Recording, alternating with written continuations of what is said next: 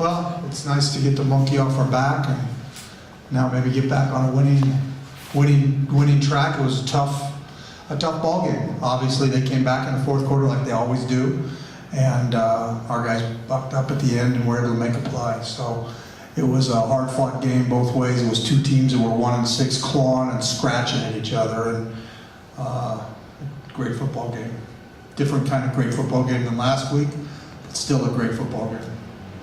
You guys really had him down, Jim. You guys let him. Yeah, we blitzed them, and they got Getzloff behind our guys, and we said we're going to make something happen. It might be good, it might be bad, but he made something happen. But unfortunately, in that situation, you want to make him drive the length of the field. But again, O's learning. We were way better defensively tonight, and I thought our guys played from gun to gun, just put their hearts on the field. How do you explain what happened in the last 7 minutes there, where he just moved the ball up and down the field? Yeah, we went to more of a little more of a prevent type of defense, and weren't going to give up a big play, and it was something that give them credit. So did Lindsay just jump the route on the Getzloff? No, it was a blitz. We had one free guy, and so he shouldn't have time to throw that. I see. And that's what happens. McCullough comes back and makes an impact in the game in his return, He especially towards did the about end. 3 plays that were unbelievable. Byron Parker played outstanding. He on the last play, he's the one who knocked the ball down and had an interception and just continually closed on the field side and didn't let Dressler get room on those little screens they like to throw. So I thought Byron played very well also.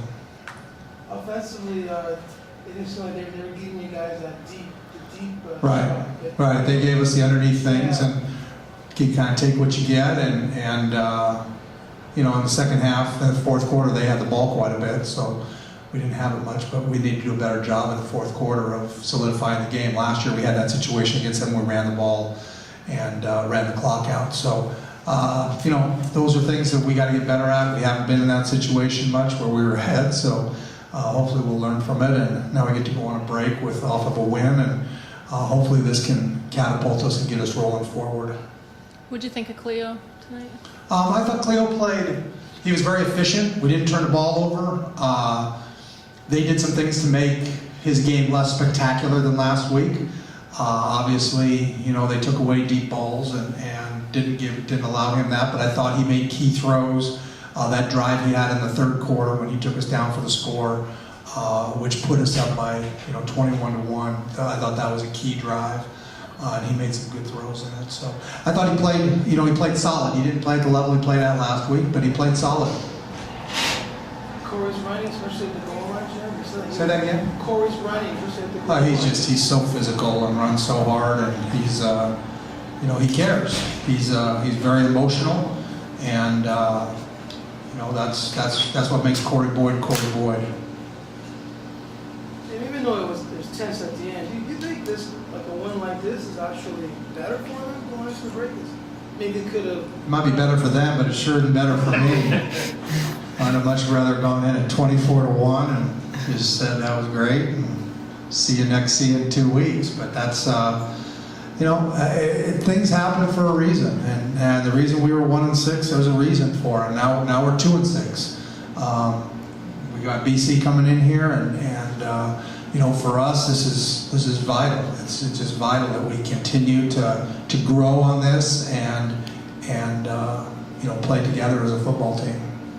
Jimmy, you talk about Corey's passion. Do you think maybe he found out tonight he shouldn't be barking at Mike O'Shea there at the end of the game? Yeah, you got two very passionate people, and things like that happen in a football game. It's why you love Ocean. It's why you love Corey Boyd, and it's all about having a passion for the game, and those kind of things are going to happen.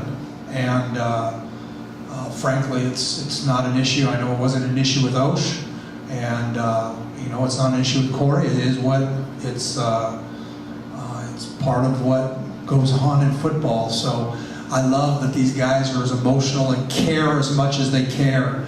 And anybody that ever questions the heart of these players, you know, I'll fight that till the end. Can you discuss what happened, Jim? What was going on? No, they just, you know, they just got into a little, you know, coach-player squall. I didn't see the whole thing, and it was nothing. It was nothing that was, you know, I don't, to be honest with you, I'm not sure exactly what the whole deal was, but it's over with, and you know, it's part of when you have passionate players and you have the kind of guys you want. They have to understand we're all in this with one thing in mind, and that's winning Grey Cups. And there's nothing that anybody does to, you know, to taint that. So. Any injuries that come to mind immediately? No, I don't think so. Jeremy Nerdle hurt himself prior to the game, in the pregame, but he played through it. And no, I don't think we had any. I think everybody came out of it pretty healthy. So that's a good sign. Can you, like the actual break, you guys gonna just eliminate football at all, or you guys be going over film, or just go away for 5, 6 days? They're gone. They're gone. Okay. They're gone. They're gone tomorrow, and I don't want to even see them. I want them to just go and get their minds back, fresh, come back, ready to go. And So is that the message you're gonna convey to them? Like, go away. it's already been conveyed. Okay. What about you, Coach? Are you taking a bit of a break, or are you going to be I stuck in actually film? am. I'll be on a plane tomorrow morning for New York City. Go catch some musicals and get my mind right. What do you expect, Jim, when you guys regroup after? What do I expect? Yeah. I expect us to come in as a better football team, a team that now is coming off of a win, and we'll be playing a team that'll either have 1 or 2 wins, depending on what happens with BC.